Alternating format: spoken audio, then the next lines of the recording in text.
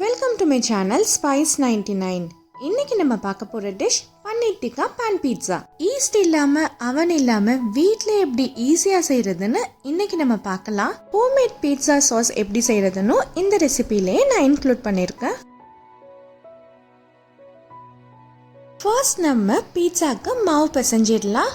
அதுக்காக நான் 1 கப் மைதா எடுத்திருக்கேன்.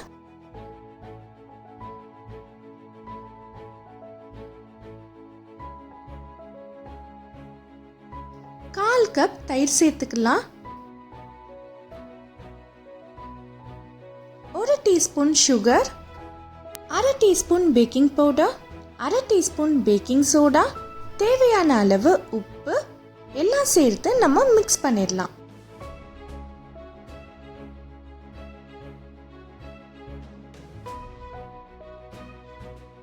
மாவு பிசைறதுக்கு ஜாஸ்தியாக தண்ணி சேர்த்துற வேணாம். 3லேருந்து 4 டேபிள் ஸ்பூன் தண்ணி போதும். இதை நல்லா ஒரு 10 நிமிஷத்துக்கு இழுத்து பிசையணும்.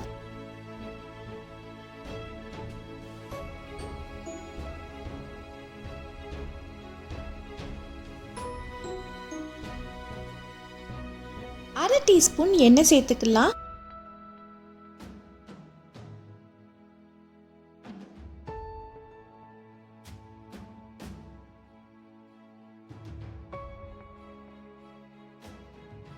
நல்லா மாவு பிசைஞ்சாச்சு. முடிக்கும் போது வெடிப்பு இல்லாம பார்த்துக்கோங்க.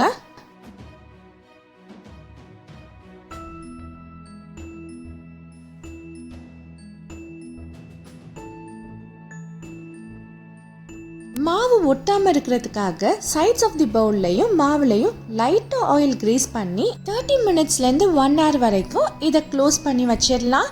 யூஸ்வலா ஈஸ்ட் போட்டு மாவு பிசையும் போது மாவு டபுள் ஆகி வரும். இதுல அப்படி வராது. நெக்ஸ்ட் நம்ம பன்னீர் டிக்கா எப்படி செய்யறதுன்னு பார்க்கலாம். 1/4 கப் திக்கான தயிரா எடுத்துக்கோங்க. 2 டீஸ்பூன் கடலை மாவு,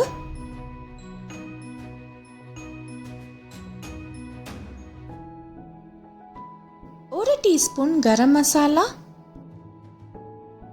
1 டீஸ்பூன் மிளகாத்தூள், 1 டேபிள் ஸ்பூன் மஸ்டர்ட் ஆயில் சேர்த்துக்கலாம். மஸ்டர்ட் ஆயில் இல்லைன்னா எந்த ஆயில் வேணாலும் சேர்த்துக்கலாம். 1 எலுமிச்சத்தோட சாறு, 2 டீஸ்பூன் இஞ்சி பூண்டு பேஸ்ட்,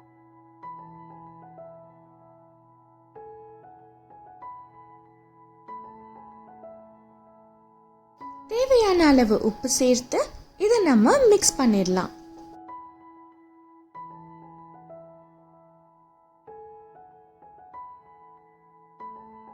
200 கிராம்ஸ் பன்னீரை கியூப்ஸா கட் பண்ணி நம்மளோட மசாலால நல்லா இப்போ கோட் பண்ணிடலாம்.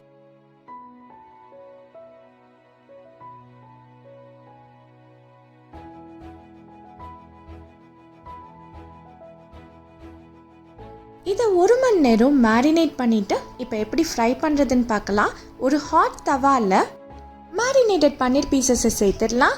ஆல்ரெடி இதில் ஆயில் சேர்த்துருக்கோம், அதனால தனியாக ஆயில் சேர்க்கணும் அவசியம் கிடையாது. ஆனால் உங்களுக்கு அடிப்பிடிக்கிற மாதிரி இருந்ததுன்னா லைட்டாக ஆயிலை ட்ரிசில் பண்ணிக்கோங்க. ரா ஸ்மெல் போய் பன்னீரில் மசாலா நல்லா கோட் ஆகுற வரைக்கும் இதை ஃப்ரை பண்ணிவிட்டு நம்ம ஸ்டவ்வை சுவிட்ச் ஆஃப் பண்ணிடலாம். நெக்ஸ்ட் பீட்சா சாஸ் எப்படி ப்ரிப்பேர் பண்ணுறதுன்னு பார்க்கலாம். இது செய்கிறது ரொம்ப ஈஸி. இது செய்கிறதுக்கு 3 மீடியம் சைஸ் தக்காளி எடுத்துருக்கேன். பழுத்த தக்காளியாக சூஸ் பண்ணிக்கோங்க. அதுக்கு பின்புறமாக இந்த மாதிரி கீறிக்கலாம். அப்போ தான் வேக வச்சுட்டு தோல் உரிக்கும் போது ஈஸியாக தோல் வெளியே வரும்.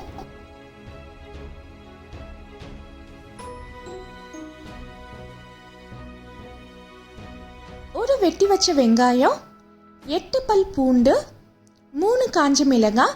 நீங்கள் காஷ்மீரி மிளகாய் யூஸ் பண்ணுறதா இருந்தால் 5 காஷ்மீரி மிளகாய் யூஸ் பண்ணிக்கலாம். அதுக்கு இன்னும் கலர் நல்லா இருக்கும். தேவையான அளவு தண்ணி சேர்த்து இதை நம்ம இப்போ நல்லா பாயில் பண்ணிடலாம். 10 நிமிஷம் பாயில் ஆனதுக்கு அப்புறமா பாருங்க தக்காளியோட தோல் அழகாக பிரிஞ்சு வந்திருக்கு.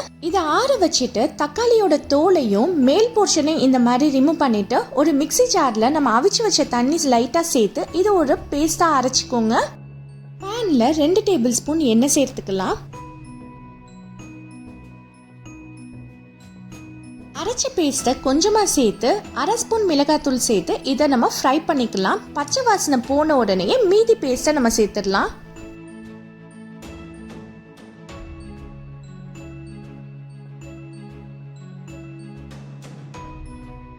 மிளகாத்தூளோட பச்சை வாசனை எல்லாம் போயிடுச்சு. இப்போ நம்ம மீதி பேஸ்ட்டை சேர்த்துடலாம்.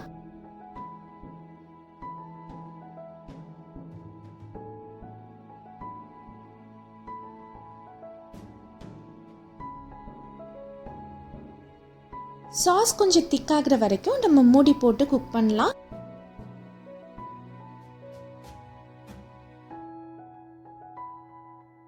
அரை டீஸ்பூன் ஆரிகானோ,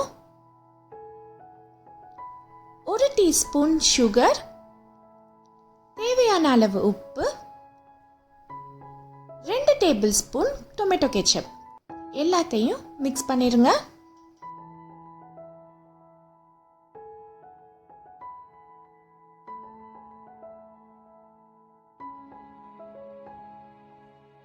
பீட்சா சாஸ் இப்போ ரெடி ஆயிடுச்சு. ஏர்டைட் கண்டெய்னரில் இதை ட்ரான்ஸ்ஃபர் பண்ணி நம்ம இதை ஒரு வாரத்துலேருந்து 10 நாள் வரைக்கும் ஃப்ரிட்ஜில் ஸ்டோர் பண்ணி வச்சுக்கலாம். கெட்டு போகாமல் இருக்கும்.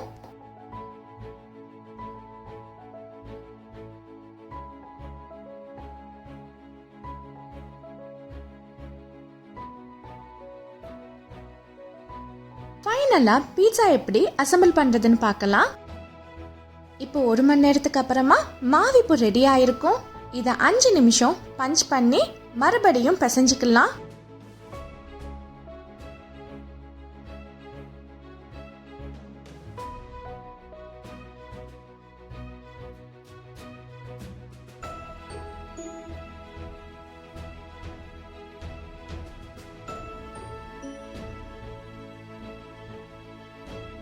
ஒர்க் ஸ்பேஸில் மாவு கொஞ்சம் டஸ்ட் பண்ணி இதை சர்க்குலர் ஷேப்பில் வளர்த்துக்கோங்க.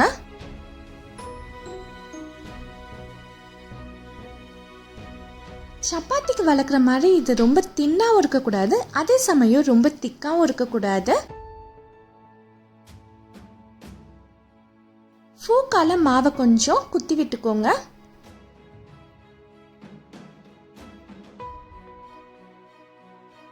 இந்த மாவை இப்போ நம்ம தவாக்கு ட்ரான்ஸ்ஃபர் பண்ணிடலாம்.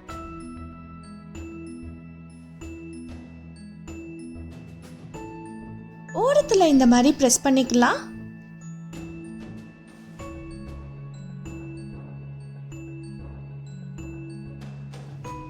மறுபடியும் ஃபோக் வச்சு குத்தி விட்டுக்கோங்க.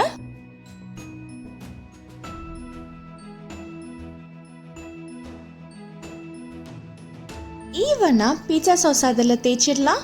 இது ரெடிமேடாகவும் கிடைக்கும், ஆனால் வீட்டில் செஞ்சால் இன்னும் நல்லா இருக்கும்.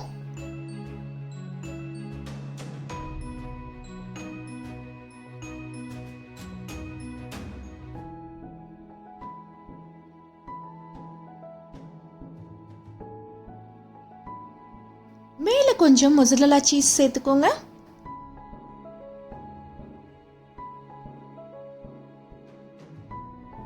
இது மேலே வெங்காயம் வச்சிடலாம். உங்களுக்கு விருப்பப்பட்ட காய்கறி சேர்த்துக்கலாம். நான் இங்கே கேப்சிகமும் கார்னும் சேர்த்துருக்கேன்.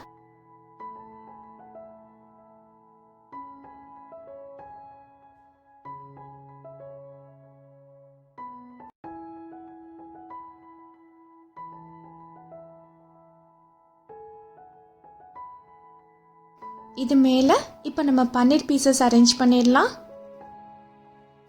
கொஞ்சம் வெட்டி வச்ச தக்காளி, இது ஆப்ஷனல் தான். மறுபடியும் மேலே mozzarella சீஸ் தூவி விட்டுக்கோங்க. சீசனிங்காக மேலே ஆரிகானோவோ சில்லி ஃப்ளேக்ஸும் நம்ம தூவி விட்டுடலாம். சைட்ஸில் ட்ராப் ஆஃப் ஆயில் ட்ரிசில் பண்ணி மீடியம் லோ ஃப்ளேமில் 5லேருந்து 8 நிமிஷம் மூடி போட்டு வச்சிடலாம். சீஸ் மெல்ட் ஆகிற வரைக்கும் இருக்கட்டும். சீஸ்லாம் இப்போ நல்லா மெல்ட் ஆகிடுச்சு. நம்மளோட பீட்சா ரெடி ஆகிடுச்சு. சைட்ஸில் போக் பண்ணி பாருங்கள். க்ளீனாக வந்ததுன்னா நம்மளுக்கு குக் ஆகிடுச்சுன்னு அர்த்தம். நம்ம ஈஸ்ட் சேர்க்காம செஞ்சாலும் நம்மளுடைய பேஸ் ரொம்ப நல்லா வந்திருக்கு பாருங்கள்.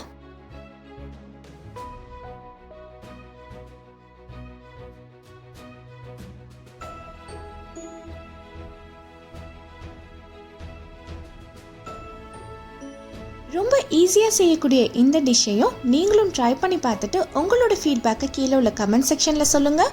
உங்களுக்கு இந்த வீடியோ பிடிச்சிருந்ததுன்னா லைக் பண்ணுங்கள், ஷேர் பண்ணுங்கள், ஸ்பைஸ் 99 சேனலுக்கு சப்ஸ்கிரைப் பண்ணுங்கள்.